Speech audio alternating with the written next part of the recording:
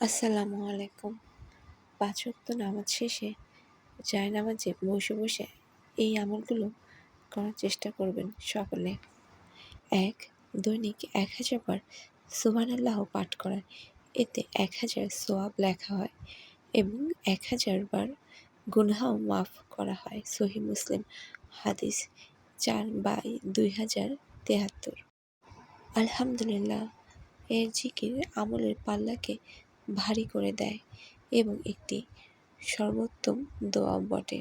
তিরমিজি হাদিস, ইবনে মাজাহ হাদিস, সহিহ আল জামে।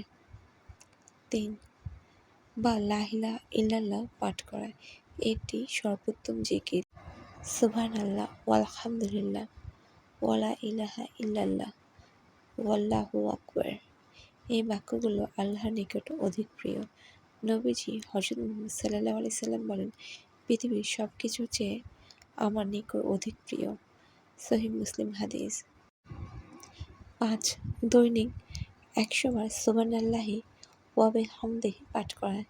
এতে সমুদ্রের ফেনা পরিমাণ সাগীরা গুনাহ থাকলেও তাকে মাফ করে দেওয়া হয়।